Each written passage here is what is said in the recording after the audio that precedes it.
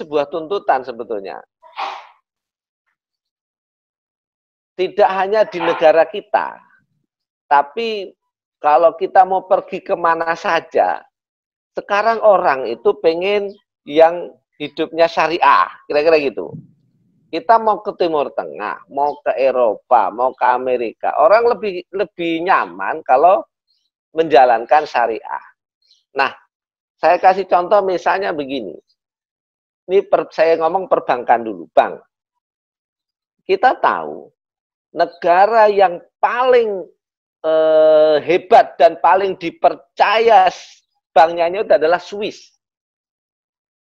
Jadi sampai kira-kira ada sebuah anekdot, penjahat kelas kakap, kelas dunia itu, dia mempercayakan uangnya kemana? Ke bank di Swiss.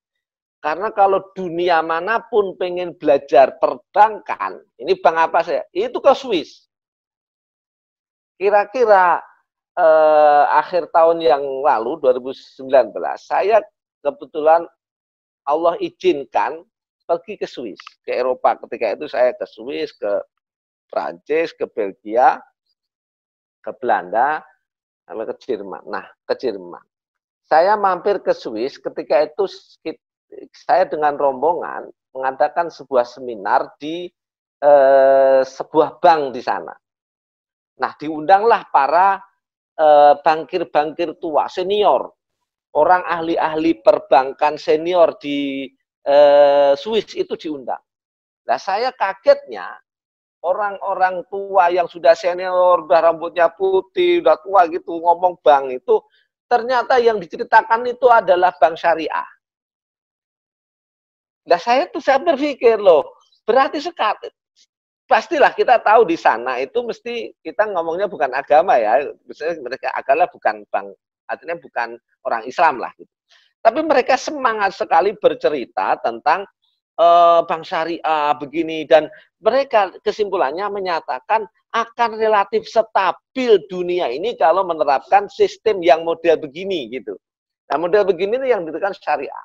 Itu dari aspek perbankan, dari aspek lifestyle, dari pakaian. Orang-orang Eropa yang itu sudah pengennya gayanya gaya yang kerudung dan semuanya itu sudah mulai meningkat. Makanan halal udah meningkat. Gaya orang berwisata itu menuntut syariah.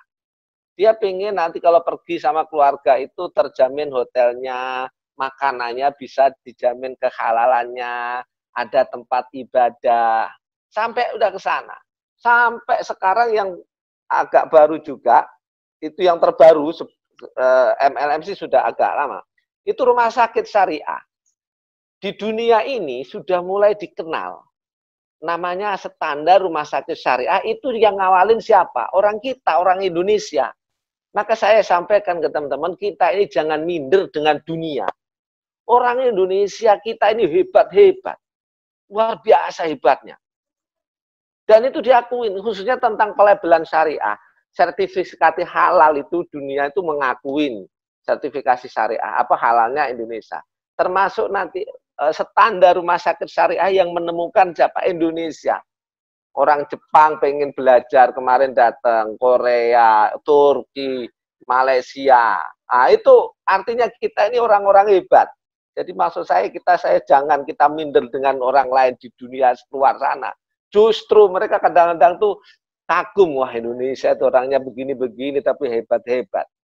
Nah, termasuk juga MLM. Nah, saya belokkan sedikit dengan MLM. MLM itu, apa sih MLM? Mungkin bisa lanjut sedikit. Nah, ini. Next, ya. Oh, salah ketik. Baik. Nanti saya akan bercerita ini tentang kelembagaan kita. Enggak apa-apa, yang tadi. Deh, gini aja dulu. Saya akan bercerita tentang gini. MLM itu kan multi level marketing. Ada dua bahasa. Nanti saya perlu sampaikan ke teman-teman semuanya. Nah, di Indonesia itu ada sebuah lembaga yang diakuin oleh negara karena masuk ke dalam undang-undang, yaitu MUI.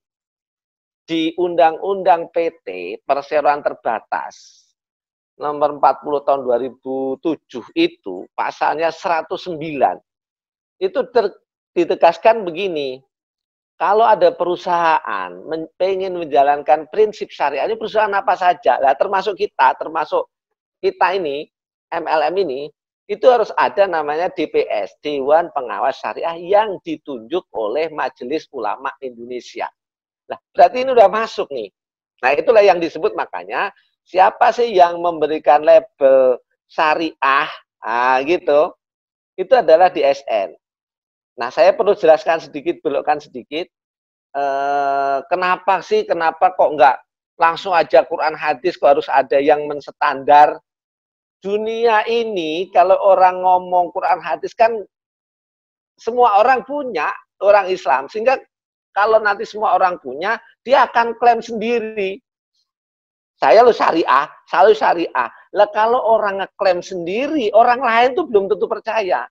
Maka segala sesuatu mesti ada yang lembaga memberikan sertifikasi berdasarkan standar yang dibikin oleh lembaga itu.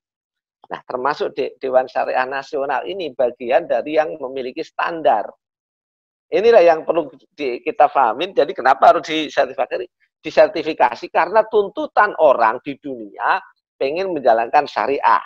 Nah, orang tuh masing-masing nggak bisa mengklaim dirinya syariah. Harus ada yang mengatakan, gitu loh, bahwa Anda syariah atau enggak, ada standarnya.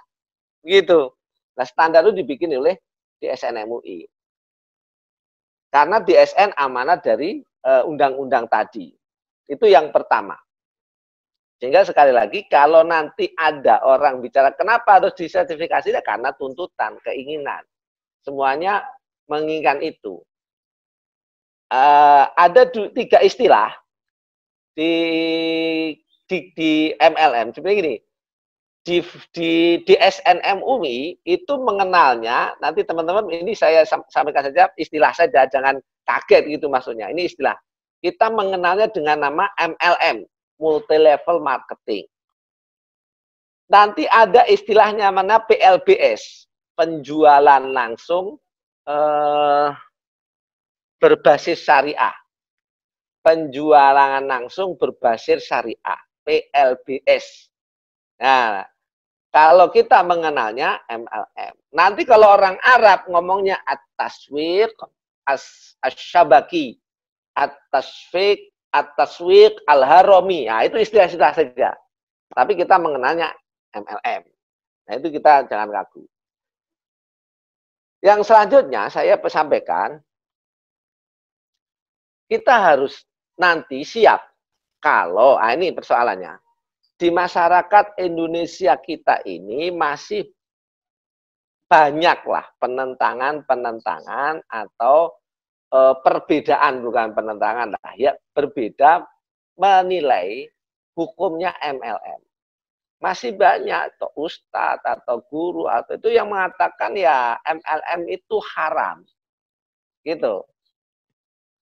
Kenapa haram? Nah, nanti kalau mudah-mudahan cukup, kita jelaskan sampai selesai, mudah-mudahan cukup. Tetapi gini, biar kita nanti bisa memberikan sebuah jawaban, atau minimal lihat ma'inna kolbi, agar hati kita itu tenang. Nah, tolong nanti diperhatikan ini. Kenapa kok DSN MUI dalam hal ini memberikan sebuah standar MLM yang bisa dianggap syariah. Jadi, DSN MUI mendapat keamanan undang-undang itu membuat standar, bikin fatwa. Fatwanya fatwa tentang PLBS syariah, judulnya memang. Penjual langsung berjenjang syariah itu. Membuat 12 kriteria. 12 kriteria inilah yang dijadikan standar kalau ada perusahaan mau meminta sertifikat syariah. Jadi perusahaan kita ini sudah melalui proses yang luar biasa dahsyatnya, ruwetnya. Itu panjang sekali. Nanti tanya ke teman-teman di manajemen, luar biasa beratnya. Wah, datang nunggu, konfirmasi lagi, didatengin lagi, diuji dengan 12 pertanyaan, instrumen.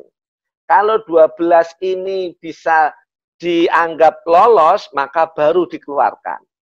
Karena apa? Kok bisa 12? Masih banyaknya tadi ulama atau kelompok-kelompok yang menganggap MLM itu adalah tidak halal. Nanti kalau banyak baca artikel di YouTube atau di Google atau di berita, itu juga masih banyak perdebatan. Bahkan kalau di Timur Tengah itu masih banyak ulama-ulama mengatakan ini horor, ini banyak riba, ada ribanya, maka ini haram. Nah, nanti saya sampaikan secara singkat saja tentang ini, tentang apa standar 12 tadi. Nah, saya belok dulu kepada lembaga atau perusahaan yang telah mendapatkan sertifikat syariah itu apa sih kira-kira? Yang pertama, kalau dia sudah disahkan. Nah, kalau sudah disahkan, itu diawasi oleh DSN MUI. Jadi kita ini diawasi. Karena sudah keluar sertifikatnya. Tadi saya sampaikan, saya tegaskan kembali, nggak gampang loh. Oh, gitu. Jadi ini kita ini harus artinya bersyukur dan menjaga, minta pertolongan kepada Allah agar kita terus nanti bisa menjaga amanah ini, kira-kira gitu ya. Yang kedua, organisasinya ada DPS. Jadi di perusahaan yang telah mendapatkan sertifikat syariah itu ada Dewan Pengawas Syariah. Ada DPS-nya. Kita kebetulan ada 2. Nanti biar disampaikan manajemen. Nah, syarat lembaga mendapatkan diantaranya, mendapatkan sertifikat itu produknya harus real dan halal. Wah, ini semua produk di kita itu sudah tersertifikasi halal gitu loh. Itu hebatnya. Kecuali memang barang yang nggak perlu ada sertifikat. Itu nggak perlu. Misalnya nggak dikonsumsi, ya nggak perlu loh. Maksudnya kita nggak makan, misalnya harus kita kasih sertifikat. Atau barang-barang yang sebetulnya kalau misalnya nggak di kita ya, misalnya produk alam, apa itu misalnya pisang. Lah masa pisang mau dikasih sertifikat halal, ya nggak usah lah. Begitu. Buah-buahan, sertifikat nggak ada. Tapi kecuali kalau barang olahan atau sesuatu barang yang jelas dinas di Quran, nggak boleh ya, itu jelas. Sehingga kita mesti barangnya real dan halal. Beli nggak real itu apa? Ya nggak ada. Misalnya jual beli tuyul, nggak mungkin itu. Nggak real itu. Atau jual beli yang belum punya perusahaan, nggak boleh. Itu namanya jual beli yang belum dipunyain. Nggak bisa. Yang keempat, perusahaan harus menjunjung, atau siapapun yang dibawanya, kita harus menjunjung tinggi etika. Gitu. Yang kelimanya, orientasi bisnisnya itu jual beli. Ini yang penting nih. Jadi gini, jangan di MLM perusahaan itu bukan sekedar merekrut anggota. Itu salah. Kalau merekrut anggota namanya bukan jualan. Jadi kita harus jualan. Jadi kita tuh screeningnya di situ. Ini karena jualannya atau karena merekrut. Karena kalau merekrut, orang pasti akan cepat. Kalau nggak dapat orang, udah. Tapi orientasi kita tuh bukan merekrut. Harus dikedepankan adalah menjual produk. Itu. Makanya harus ada produk kan. Sehingga kalau ada MLM nggak ada produk, hanya merekrut doang, pasti itu haram. Gitu. Rekrut bayar sekian, bayar 15 berapa lah misalnya gitu, nanti dapat sekian, pokoknya sebanyak-banyaknya ya, nggak benar, itu namanya judi itu namanya. Nah, yang keenam adalah akadnya harus sesuai syariah. Jelas.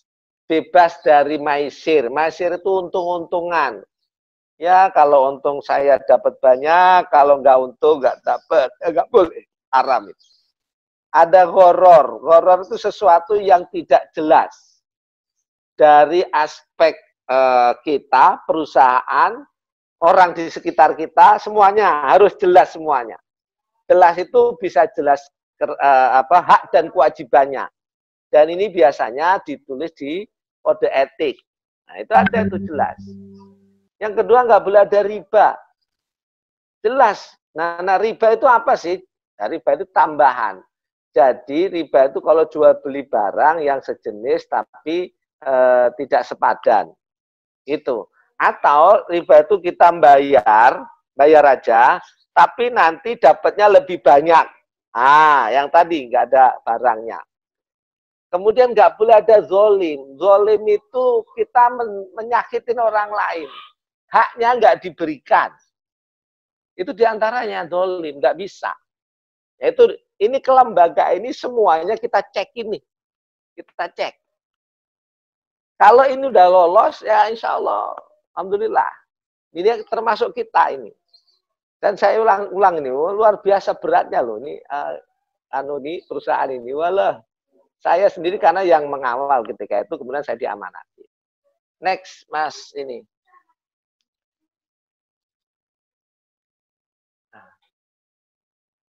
Bisa dilanjutkan?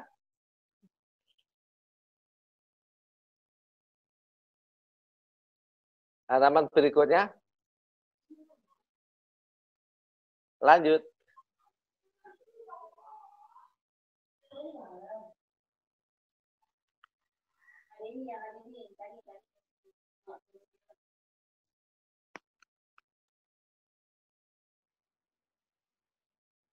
Lanjut, Mas.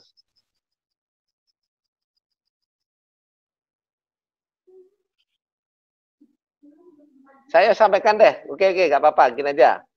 Sambil jalan. Yang saya sebut ada 12 kriteria itu apa? Ini yang perlu teman-teman tahu, nanti sedikit saya cepetin saja, baru nanti kita eksplor tentang MLM jaringan. Atau saya kasih tips-tipsnya lah, untuk yang bagaimana kita menjalankan PLBS atau MLM berdasarkan syariah. Jadi yang pertama tadi sebenarnya sudah saya sebutkan, harus ada di perusahaan itu lolos sertifikasi syariah itu dalam fatwa di SNUI itu ada objek transaksi. Jadi kita semua ada barang nyata, begitu. Jadi kalau perusahaan nggak ada stok barang juga nggak boleh, harus ada terus nih. Jadi kan jualan kan masalahnya. Kemudian barangnya halal, semuanya sudah tersertifikasi halal. Nah, halal itu ke sana, ke BPJPH. BPJPH, Badan Jaminan Produk Halal. Kemudian, tadi sudah saya sampaikan, ini lanjutan saja, nggak boleh ada maisir, nggak boleh goror, nggak boleh riba, nggak boleh doror, nggak boleh zulm, bahkan nggak boleh maksiat. Ini saya tambahin satu. Maksiat itu apa? Misalnya, merekrut orang, mengajak orang, bukan merekrut, menjual barang, terus ngumpul-ngumpul nih, mengadakan pertemuan, tapi di situ ada maksiat. Nah, itu tuh nggak boleh. Gitu. Itu harus waspada juga. Jadi intinya jualan itu jujur gitu loh. Jualan kita ini fair, jualan gitu. Karena apa sih pentingnya ini? Rasulullah sampai mengatakan at-tajirus shadiq ma'al anbiya fil jannah. Orang kalau mau dagang jujur itu tempatnya di surga bersama Nabi loh. Begitu. Apa-apa ini kayaknya belum nanti setelah ini saya lupa. Saya sampaikan yang singkat saja, yang lanjutan tadi. Kayaknya nggak masuk ke situ, Mas. Ini mohon maaf. Jadi maksiat itu kita jangan sampai berdagang ada maksiat, ada bohong-bohongnya, ada nipu-nipunya, atau lagi ngumpul-ngumpul ternyata misalnya ya melakukan hal-hal yang dilarang agama. Nah, itu nggak boleh. Kemudian lagi di fatwa kita itu yang ini penting ini, tidak ada excessive markup. Apa itu? Tidak boleh ada harga yang berlebihan mahalnya. Atau kenaikan harganya itu nggak wajar. Penjualannya harganya itu nggak wajar. Maksudnya nggak wajar itu nggak wajar dengan kualitas produk. Itu nggak boleh. Tetapi hal ini sebetulnya tentang harga ini sudah diatur oleh Kemendak. Di SN lebih agak ringan karena ada Kementerian Perdagangan mengatur ini. Gitu, nanti mungkin teman-teman yang lebih tahu lah. Kemudian juga, ini penting juga nih, komisi, bonus, atau apalah pun istilahnya yang diberikan kepada kita semuanya, itu harus berdasarkan pada prestasi kerja. Artinya apa? Tidak boleh ada passive income. Orang kalau diem dapat dari setoran bawah, lu nggak boleh. Gitu. Itu yang kita dalam qawaid fikih itu ada namanya al-ajru biqadril masyaqqah. Jadi upah atau bonus atau fee atau apapun itu harus didasarkan pada capeknya kerja. Harus ada kerjaan. Nggak boleh hanya misalnya dia sudah atas hanya diem saja, nggak pernah membina, nggak pernah apa, nggak pernah nyapa, dapat terus walaupun sedikit nih, nggak boleh. Ini nggak boleh itu. Kemudian bonus, fee, apapun namanya harus jelas jumlahnya. Berapa sih? Yang tadi ini harus jelas. Nggak boleh ada, pokoknya saya kasih lantar, pokoknya saya kasih lantar. Nggak jelas itu. Itu nggak jelas, nggak boleh. Kemudian, tidak boleh ada bonus atau komisi secara pasif. Ini sama, komisi bonus juga sama ini ya. Kemudian yang ke-8, ini menarik nih. Kita nggak boleh ada igro. Igro itu begini, iming-iming besar, tetap ini apa bonus komisi diiming-iming yang besar berlebihan sehingga kita fokusnya bukan menjual barang, apa tapi justru apa namanya? Kita ini merekrut orang agar kita ini segera dapat bonus itu. Berarti niatnya berubah, gitu loh. Nah ini yang kita nggak boleh.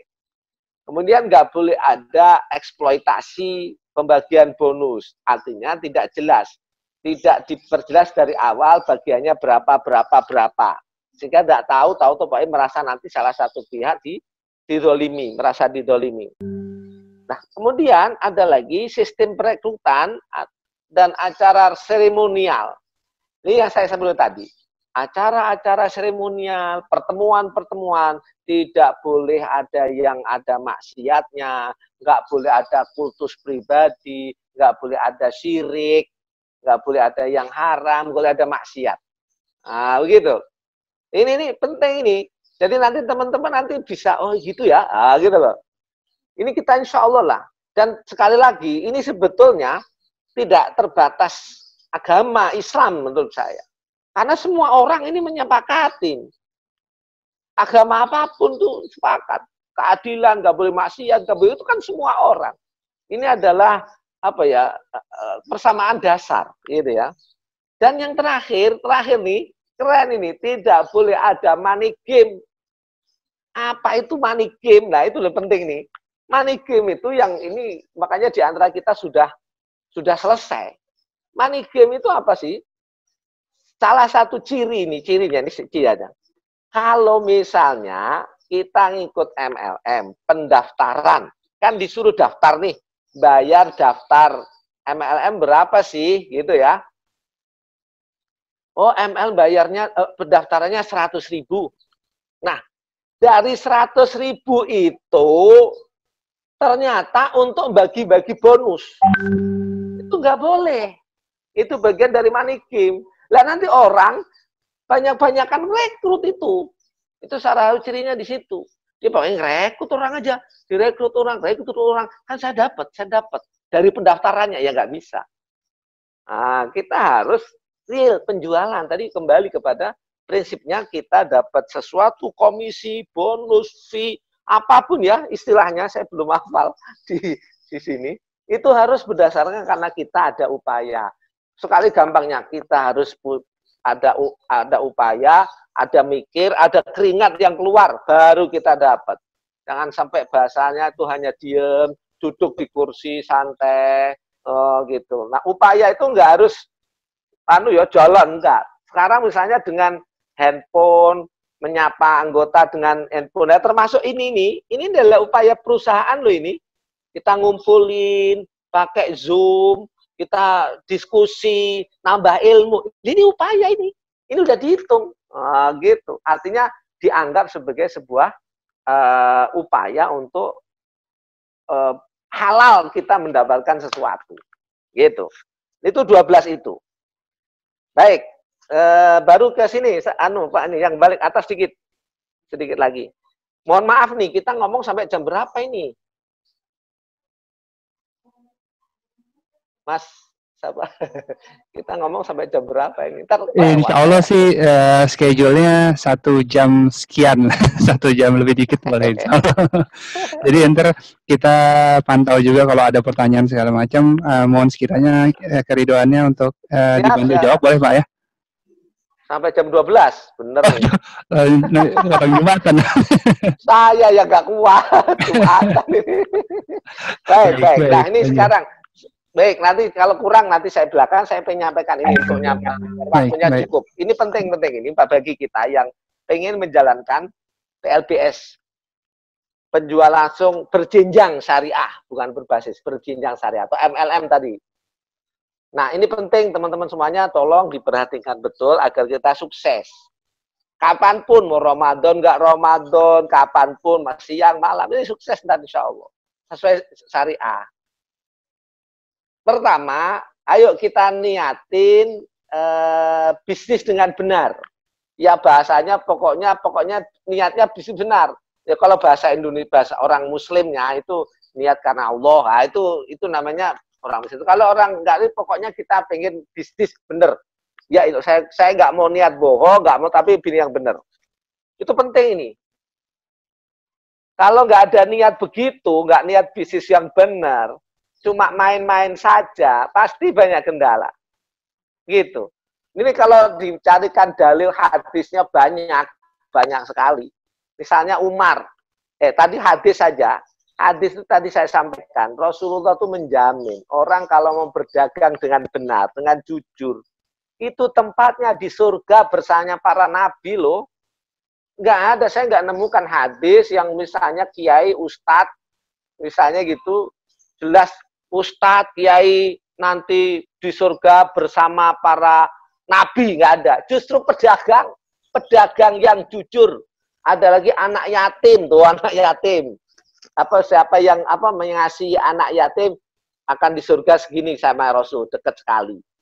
Di antaranya yang ketiga, pedagang yang jujur. At-tajirus shadiq ma'al anbiya fil jannah. Umar bin Khattab itu pernah ngomong begini, Umar bin Khattab. Haram kata Umar. Kata Umar tapi ini. Orang yang tidak mengerti niat bisnis yang benar, dia masuk ke pasar. Nanti dia bisa menipu atau ditipu orang. Nah itulah nggak boleh. Artinya kita dulu kata kita agar kita ini benar, nanti bisnisnya benar. Yang kedua, ayo carilah yang halal. Kenapa kok halal? Biar berkah. Nah ini sekaligus saya ceramah kalau sekarang ini. Kan gini nih. Ini mohon maaf ya. Kalau ada yang non muslim ya, tapi saya nggak menyinggung, tapi ini khusus muslim ada kaidah gini. Kita khususnya di bulan Ramadan ini, itu kan kita yakin doa itu dikabul oleh Allah. Pasti itu janji, itu ada nasnya. Rasulullah menyatakan itu. 3 doa orang yang tidak ditolak oleh Allah. 3 golongan orang yang doanya itu tidak ditolak oleh Allah. Pasti diterima. Doa ushoim, doanya orang berpuasa, doaul musafir, doaul mazlum. Nah kita puasa, doanya makbul. Tapi ingat, ada syarat diterima doa. Salah satu syaratnya apa? Makanannya halal. Itu di riwayat-riwayat banyak itu. Di ayat-ayat banyak. Bahwasanya bahwa Rasulullah mengatakan, kalau ada orang memasukkan makanan yang tidak halal ke dalam perutnya, 40 hari, 40 malam ibadahnya itu tidak diterima. Ibadahnya saja nggak terima, apalagi doanya. Makanya penting halal. Dunia ini saya belok sedikit ya. Dunia ini, yang sistem ekonominya banyak kedoliman ini misalnya, kita anggap lah ya misalnya. Kita sering ngalamin krisis ekonomi, susah ini karena apa? Sistemnya nggak halal. Ada kebohongan. Gitu.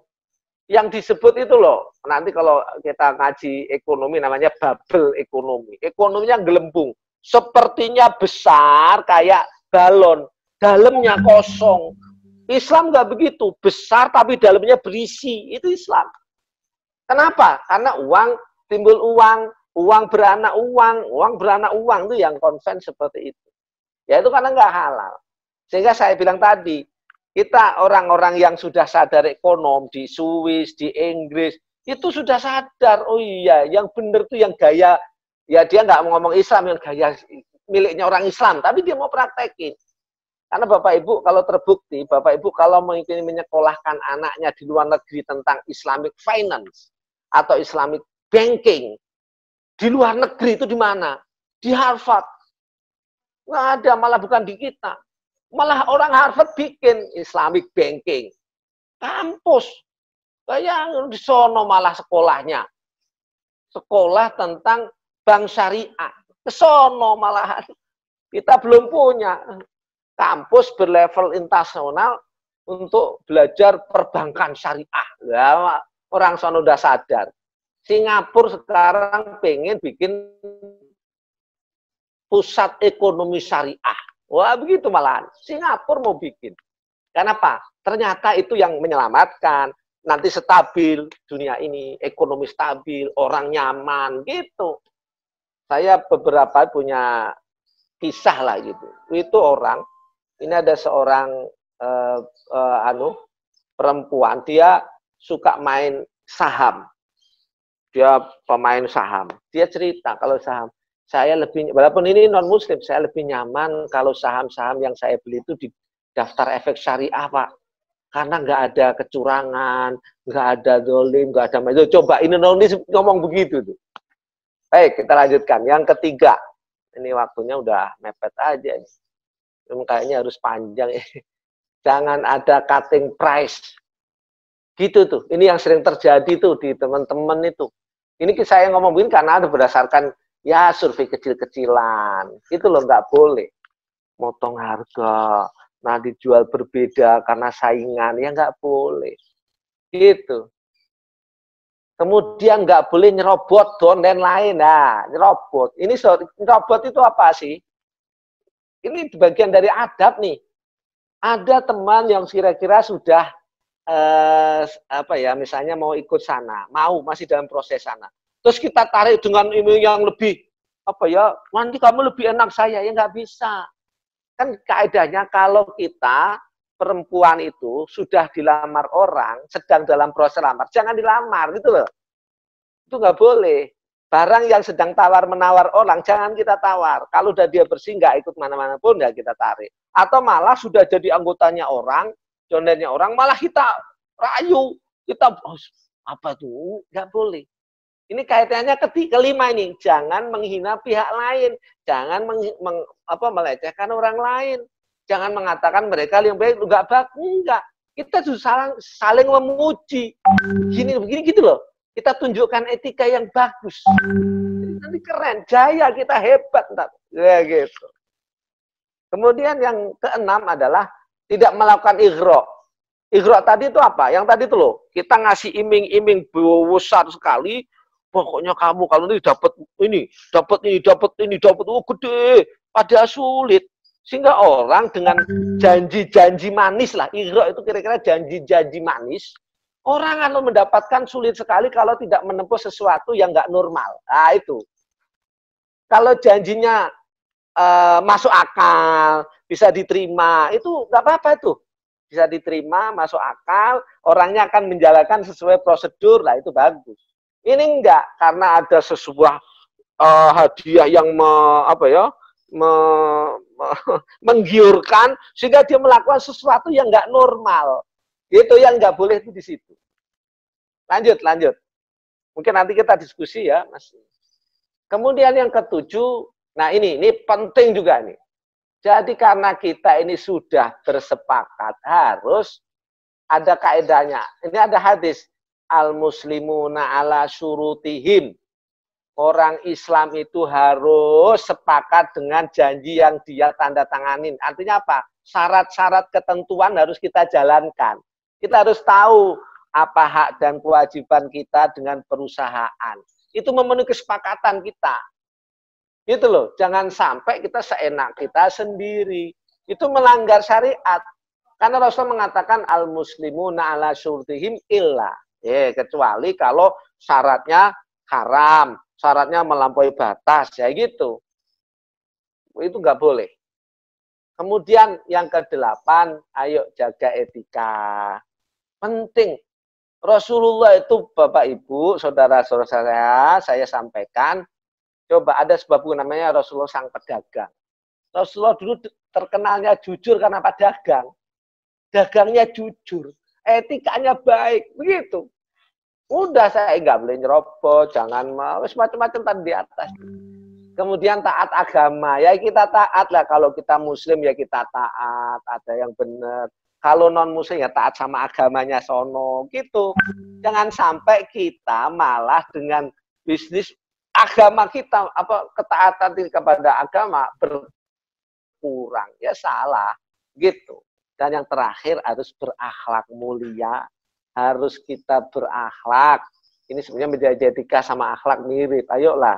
Dengan bareng-bareng sama, nanti kita ini besar bersama, gitu.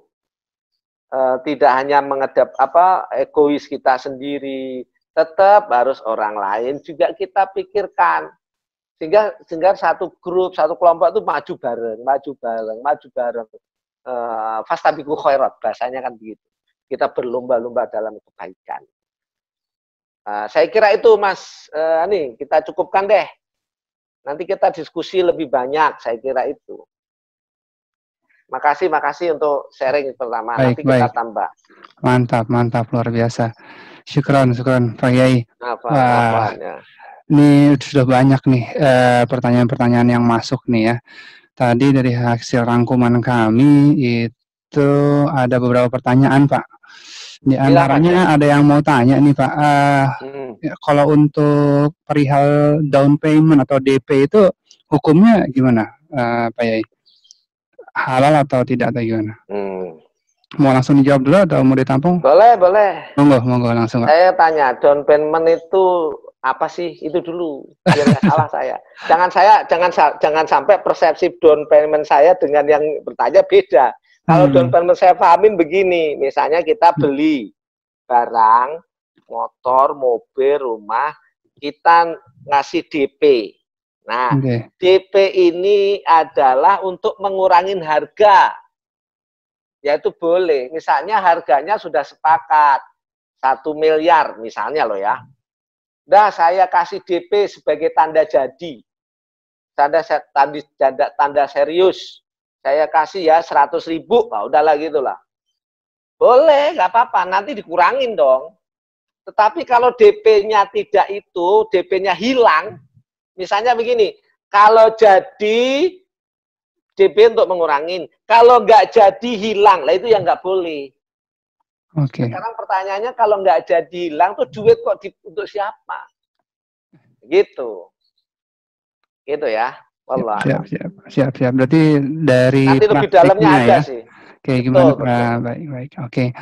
Nah, ini berarti banyak yang minta juga sih, ada ya masukan juga nih bahwa sosialisasi lewat media elektronik mungkin diperlukan ya, atau sosial media ya, bahwa MLM syariah ini sebenarnya ada gitu, karena di persepsi masyarakat umum ya pada umumnya nih saat ini orang mikir MLM tuh kan ya masih mindsetnya itu kurang positif lah intinya begitu ya. Jadi banyak yang takut gitu. Mereka belum paham juga, belum familiar, ternyata banyak yang MLM syariah gitu ya, salah satunya Armina Daily ini gitu ya. PR kita bersama mungkin Pak. Betul, makanya perlu sosialisasi terus. Ya kita nggak boleh angkuh lah, boleh sombong, enggak lah, kita santai gini. Kalau salah ya kita perbaikin ya gitu. Namanya orang masuk kita bener terus. Betul. Silakan, ayo. Oke. Ini udah ada 350 orang nih, saya lagi ngerangkum pertanyaannya luar biasa, banyak macam-macam ya. Nah, ini ada yang tanya juga nih Pak, dari kan ada beberapa mitra kita tersebar di seluruh Indonesia nih Pak ya, dari Sabang sampai Merauke insya Allah. Nah, ada beberapa bagian daerah dan wilayah yang mana kan itu butuh akomodasi dan sebagainya ya, untuk pengantaran, untuk pendeliverian barang gitu ya. Otomatis harga jauh berbeda tuh Pak. Nah, itu hukumnya seperti apa tuh Pak untuk kayak gitu Pak? Baik, Jadi ya, ini tentang biaya ongkir, iya kan? siap. Mungkin bisa dibilang kayak gitu ya. Iya, ya. Jadi gini, kita harus clear saja. Harga barang berapa sih? Jelas kan? Tahu kan? Ya. Nah, baru ditambah ongkir. Ongkir itu bukan karena biaya, bukan ke harga barang. Biaya pengiriman yang itu ditebankan kepada pembeli. Sah dong. Nggak apa-apa, sepakat. Nggak apa-apa. Kecuali kalau mau clear sekaligus dari awal. Harga sekian sudah free ongkos kirim. Nah, itu boleh juga. Yang penting dari awal itu kita ngapain. Gitu loh. Udah clear nih dari awal kita mau menjual barang. Ini harganya 100.000. Udah free. Ongkos kirim beres. Ya udah halal. Dikirim. Kalau enggak, kan jelas. Ini 100.000. Belum ongkos kirim. Berarti ongkos kirim yang nambah pembeli. Okay. Jadi kan ini yang disebut tadi antara kedua belah pihak itu harus sama-sama jelas. Tahu saya ini hak saya apa, kewajiban saya apa.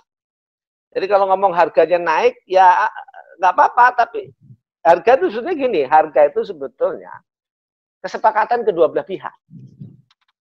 Nah tadi saya bilang yang tadi excessive markup itu sebetulnya itu standarnya berindak ya. Misalnya saya kasih contoh begini, ini teman-teman biar ya mungkin sadar ada yang nggak sadar. Kita beli aqua di warung tetangga kita itu harganya 5.000 atau mungkin 2.000 atau 4.000. Tapi kalau ke bandara harganya berapa? Oh iya, apalagi hotel ya. Nah sekarang pertanyaannya itu halal apa haram? Halal, sama-sama halal. Loh kok bisa? Ya karena kita mau. Sepakat kan? Baik saya di bandara. Kata yang jual di bandara, saya bayar pajaknya lebih gede. Di sini bayar pajak, bayar karyawan, bayar listriknya gedean. Sehingga saya harus menaikkan harga barang. Kalau enggak, saya enggak nutup, enggak ada yang jualan di sini. Sehingga saya belinya di sana saya jual misalnya berapa? 10.000 atau 15.000. Yang lebih keren lagi itu kopi. Kita kalau ngopi nih, kalau ini mumpung nggak Ramadan ya, nggak apa-apa cerita. Kalau kita suka ngopi di warung biasa lah gitu nih orang bawah. Itu paling 3.000, 5.000. Nanti kalau pindah ke kafe, ganti bunyinya black cafe, 50.000. Sama-sama kopi enggak itu? Sama. Halal, boleh. Nah itu masalah harga. Harga itu karena kesepakatan. Karena kita mau beli yang 50.000, berarti kita sepakat kan? Ya sudah, boleh nggak apa-apa. Gitu. Berarti sama halnya ini Pak ya. Misalnya ya, kalau tadi kan kita bahas tentang wilayah ya. Kalau seandainya nih, misalkan kalau harganya itu langsung diputuskan wilayah Indonesia Tengah, gitu ya misalnya. Wilayah Indonesia Tengah kita hargai misalnya 300.000 gitu ya. Timur 250 atau barat 200 atau gimana atau sebaliknya lah sesuai dengan wilayah. Itu gimana Pak? Langsung ditetapkan harganya gitu. Boleh. Aman kan ya? Itu akan menghitung kos pengiriman juga kan? Oh, berarti udah include di situ ya? Iya kan? Include nggak itu? Iya. Tapi walaupun tetap boleh, sebetulnya boleh. Kita saja nggak usah barang lah. Kita sekarang sering mendengar tuh ada dua barang yang monopoli nih, misalnya karena pemerintah menetapkan untuk BBM itu satu harga, kan gitu kan? Dulu kan enggak, iya kan? Iya, di Jakarta betul. sama di Papua beda dulu. Sekarang saja saya pernah ke Nabire itu beli apa katanya di sono, beli semen harganya beda dengan kita di sini, ya kan? Nah itu berarti boleh, nggak apa-apa, beda harga itu asal. Yang penting kedua-duanya sepakat, kita mau gitu loh. Karena nanti pembentukan harga itu terkait dengan penjualan. Nanti kalau kita harga mahal, pasti orang males kan? Betul. Mahal nih, nggak sesuai kualitas, ya gitu loh. Gitu. Iya. Kalau orang mau seneng apapun, dikejar. Ingat dulu katanya ada orang pengen makan siang saja tuh harus pergi ke Bali. Waduh. Yang ke Bali. Allah. Tapi ya hal boleh namanya mau aja. Baik juga. Nah, lanjut boleh Pak ya. Nah, itu berarti Lanjut, juga ada misalnya nih Pak. Banyak misalnya. Sebenarnya ini praktek real juga ada sih di lapangan terjadi ya. Kayak kan di MLM itu kan atau di beberapa perusahaan MLM kan ada jenis namanya harga retail atau harga pasar itu pasti berbeda dengan harga member gitu ya Pak ya. Harga mitra gitu ya. Ya. Nah, sedangkan cara pemasarannya baik ada yang langsung door to door atau man to man gitu ya. Ada yang melalui marketplace seperti let's say gitu kan Tokopedia, Bukalapak, Shopee dan sebagainya. Nah, di situ ada yang bermain harga di perbedaan, sedangkan ada aturan dari perusahaan yang sudah meluruskan ya bahwa harganya harga sepakat itu harganya harga retail gitu ya. Nah, terus ada yang masih pakai harga member atau ya agak dibedain nih, yang penting tidak turun dari harga member gitu misalnya. Itu gimana hukumnya Pak?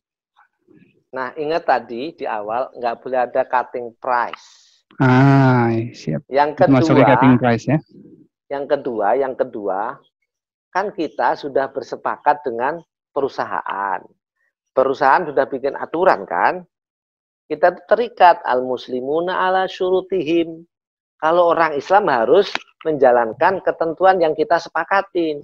Kita ngomong, ya saya sepakat ikut aturan ya, kode etiknya begini-begini, ya kita ikutin. Perusahaan ngomong, nggak boleh jual di bawah ini, misalnya gitu ya. Ya jangan dijual itu, gitu loh. Jangan sampai segitu. Nggak boleh jual di bawah ini, kalau dijual sini, gitu loh. Kan perusahaan yang ngatur, ya jangan. Itu namanya yukhalifus syurut, menyalahi syariat. Dan itu mempengaruhi kehalalan, mempengaruhi macam-macam. Karena Anda tidak menjalankan kesepakatan.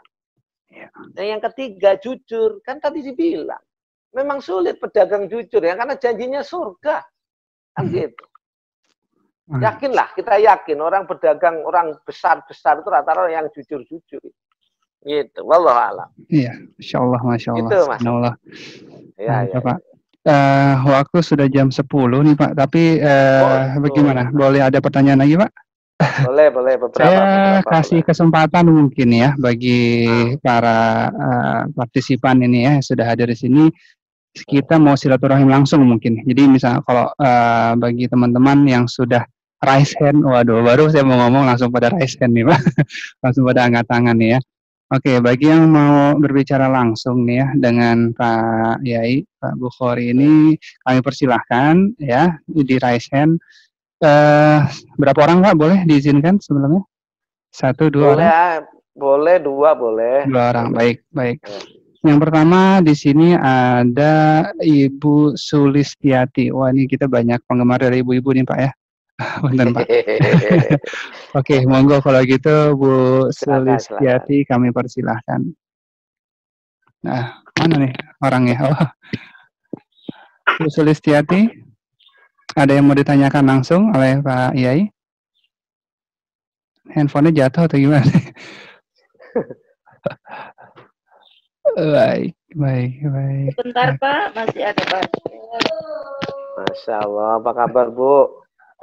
Sabar, namanya ibu-ibu kan banyak repot daripada bapak-bapak itu. Dipahami maklum. Oh iya, ibu-ibu tuh malah super. Wah, dan makanya masuk surganya lebih gampang ibu-ibu daripada bapak-bapak. Itu dia luar biasa. Simple ya hidupnya ya, Masya Allah. Berat, hidupnya berat.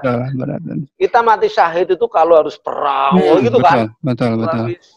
Kalau ibu-ibu cukup di rumah ini bisa masuk. Taatnya luar biasa berarti ya. Makanya istimewa itu. Pak, atau yang lain dulu, Boleh. Oke, siap. Ada yang tanya juga nih. Oh ya, ini ada Pak Wahyudin Amarullah. Baik. Nah, monggo Pak Wahyudin kami persilakan Pak. Assalamualaikum Pak.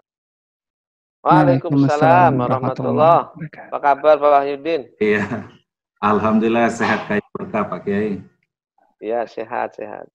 Iya. Kebetulan saya juga praktisi di multi-level marketing Pak Kiai. Saya dengan tip menjalankan PLBS yang disampaikan yang nomor 4 gitu ya. Tidak menyerobot downline orang lain. Nah, kalau di dunia MLM itu kan nggak bisa dihindarkan ya Pak Kiai. Nah, kriteria yang tepat untuk bisnis syariah seperti itu, apa cukup dengan misalnya sesama leader kita MLM, maafkan, lupakan, maklumin, seperti itu. Terus dari sisi perusahaan sendiri, gimana tuh Pak Kiai? Kalau para leadernya melakukan hal seperti itu, terus imbas ke perusahaan juga seperti apa? Seperti itu. Oke. Terima kasih Pak Kiai, kan ini paling banyak sekali terjadi di luaran sana. Betul. Ya. Baik. Terima kasih Pak Wahyudin. Langsung dijawab ya sama Pak Yaya. Baik, memang ini karena ya saya mengajukan saya mengadakan penelitian kecil-kecilan. Nah, walaupun saya nggak pernah ikut PML, tapi saya kan dosen, jadi tahu bagaimana cara mencari itu titik-titiknya itu apa. Riset ada riset juga luar biasa. Saya pikir sedikit. Jadi gini, secara perusahaan sih mungkin nggak, secara hukum dulu saya ngomong hubungan hukum mungkin nggak ada masalah ya. Artinya di bawah. Kan perusahaan sudah artinya membuat aturan, jangan melakukan ini, saya gitu. Tapi toh juga terjadi, ya itu tuh nggak akan pengaruh apapun sebetulnya secara aspek hukum. Tapi aspek moralnya kok begitu sih, gitu loh. Ini aspek moral, makanya tadi dibilang moral didulukan, etika dijaga, itu seperti itu. Nah, bagi kita para leader-leader ini, begini aja, dikurangin lah, minimal dikurangi. Jangan ada niatan untuk menyerobot, jangan. Tapi kalau kita memberikan yang misalnya menawarkan yang terbaik, memberikan yang terbaik, kok mereka itu tertarik sama kita, itu namanya fastabiqul khairat. Karena identik dengan menyerobot itu adalah dengan cara yang negatif. Gitu. Kita mohon maaf ya, dengan cara yang tadi kita menjelek-jelekan yang lain. Itu yang nggak boleh, jangan. Di stop di situ. Kita buktikan saja kita terbaik. Ketika kita yang bagus, dia akan belok, dia akan tarik. Oh iya, saya ke sini aja lah gitu. Itu yang disebut nggak akan menyerobot. Kalau menyerobot kan bahasanya negatif kan, gitu loh. Dengan cara apapun saya harus dapat dia. Lah itu yang salah. Kita tunjukkan saja cara kita dengan baik. Ayolah. Saya yakin siapapun, agamanya apapun, orang kalau baik sama siapapun, pasti disayang siapapun. Iya kan? Tapi kalau udah cara-caranya nggak baik, ya itu cobalah, ini dunia manapun begitu. Gitu Pak Wahyudin. Mudah-mudahan berkenan. Sudah terjawab Pak Wahyudin ya, insya Allah ya. Iya Pak Bang Iril. Iya, siap. Terima kasih. Nggak puas juga sih Pak Wahyudin kayaknya. Dari bahasanya itu kelihatan. Karena gini Pak Kiai, kan kita kepengen banget itu bisnis kita, perusahaan kita udah syariah, produk kita juga udah syariah. Salah satu juga, kalau saya kemarin belajar dengan yang syariah itu kan produknya syariah, cara pemasarannya juga harus syariah kan gitu kan. Betul. Nah, para mitranya pun kalau bisa seperti tadi kan harus punya akhlak yang mulia gitu kan, banyak 9 kriteria seperti itu kan. Tapi tadi namanya kita udah membangun jaringan itu Pak Kiai, tentu dari awalnya kan melakukan sesuatu yang baik, pembinaan yang baik kan. Nah di jalanan kan pasti terjadi tadi gitu kan. Iya. Kritikan karena dia berteman, mungkin ada sesuatu yang ditawarkan. Nah itu kembali lagi tadi itu seperti apa ya? Ya. Begini aja caranya, yang penting kita dalam hati tidak menyengaja untuk melakukan itu. Kalau nyari sempurna rasanya kok berat memang. Nggak ada. Orang kalau menyalurkan 100% rasanya kok berat. Ya penting kita nggak berencana melakukan itu, gitu aja. Sama dengan orang Islam lah. Orang Islam kan nggak ada bisa menjalankan sesempurna Rasulullah, kan nggak bisa. Cuma kita pengen mendekatin, meninggalkan yang tidak pantas, itu aja. Siap Pak Kiai. Wallahualam. Gitu Pak Wahyudin. Siap Pak Kiai. Semua mitra Armina Daily memenuhi semua kriteria ini, dan tadi seperti tadi sukses bareng gitu kan. Tapi sukses mulia bareng. Amin. Subhanallah, masya Allah. Syukran. Terima kasih Pak Wahyudin. Oke, baik. Ada lagi satu orang lagi nih Pak, boleh Silakan, kita ayo, nggak lihat. apa-apa. Monggo, ini ada dari Ibu Anisari ya. Boleh, Ibu Anisari, ini dia raise hand, tapi mana nih? Ibu-ibu mungkin takut dia kepencet juga kayak tadi sih. Ngomong bisa ngomong loh, nanti nggak bisa ngomong susah. Oh ya Pak Yai, ini ada yang tanya juga. Ini adakah undang-undangnya yang membahas atau mengatur tentang PBLS ini Pak? Ada, sudah ada. Itu diatur Permendak, bukan undang-undang apa. Ya ada beberapa ya, saya lupa ada itu. Permendak ya Pak ya, dari Permendak ya. Permendak ada, undang-undang khusus untuk MLM. Oke. Itu terkait tadi sebetulnya terkait bonus nggak boleh lebih dari 40%. Itu saya tahu sih. Iya, karena nanti itu diawasi oleh asosiasi. Ada APLI itu ya. APLI betul. Nanti kapan-kapan gini Mas Rizky, undang aja APLI dah. Iya. Boleh. Mau pasti. Cakep Pak. Siap laksanakan insya Allah. Jadi teman-teman di bawah itu ngerti. Oh ada ini ya. Artinya kita ini perusahaan ini nggak main-main loh, semuanya bisa bergabung dari semua lini. Gitu. Oke. Baik. Dan soalnya kan beberapa teman mungkin dia suka mengumpulkan amunisi gitu ya, melengkapi perlengkapan ya untuk memperlancar mereka aktivitas. Salah satunya itu undang-undangnya, siapa tahu bisa meluruskan skeptis yang di masyarakat. Ada. Baik. Itu ada. Nanti saya lupa nomor berapa undang-undang tentang itu. Oke. Baik, Pak Ustadz. Terima kasih banyak nih atas penyampaian yang lugas dan gamblang, luar biasa. Banyak banget manfaat buat kita semuanya pada Jumat Barokah ini ya. Amin. Terakhir mungkin ada tips-tips bagi teman-teman semua nih ya untuk menyemangati kita di bulan Ramadan yang berkah ini ya. Di tengah pandemi seperti ini, ya, insya Allah bisnis kita tetap bersemi ya, tetap meningkat insya Allah. Sekalian ditutup doa nanti terakhir ya Pak, punten. Baik, makasih teman-teman semuanya. Pertama saya pengen sekali, ayo kita rubah niat kalau belum lurus, bahwa kita mau usaha yang benar, itu yang penting, usaha yang benar. Yang kemudian etika dijaga. Yakin keberhasilan itu karena kita mau berusaha. Itu maksud saya. Rezeki itu nggak bisa datang tiba-tiba tanpa kita usaha. Ya usaha itu ya tadi al-ajru biqadri masyaqqah. Sebanyak kita berusaha pasti akan mendatangkan yang lebih banyak. Kan nggak mungkin Allah mendatangkan rezeki dari langit langsung, nggak mungkin.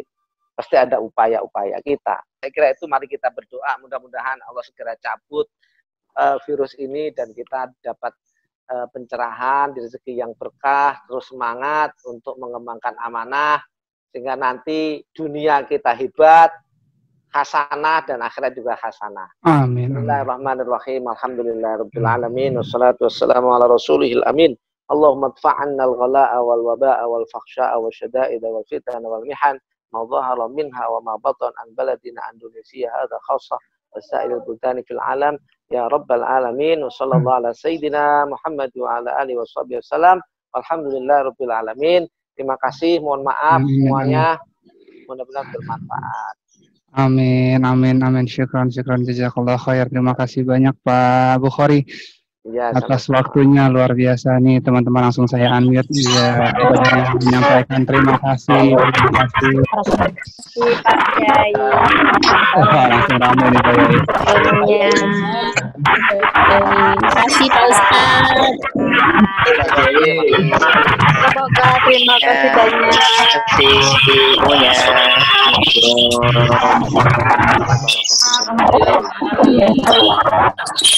Sedikit mengingatkan lagi, kita akan berjumpa kembali hari Senin pukul 10 ya, dan akan ada pembicara dari kantor pusat, yaitu dari direktur utama kita langsung ingin menyampaikan hal-hal penting. Wah, jadi langsung ditunggu ya teman-teman semua. Jadi nanti kita ketemu lagi hari Senin jam 10 dengan pembicara yang luar biasa. Terima kasih atas kesempatannya teman-teman semua. Dari saya mohon maaf yang sebesar-besarnya. Kurang lebihnya saya mohon maaf. Terima kasih atas perhatiannya. Kami undur diri. Wassalamualaikum warahmatullahi wabarakatuh. Warahmatullahi wabarakatuh. Terima kasih Mas Heri.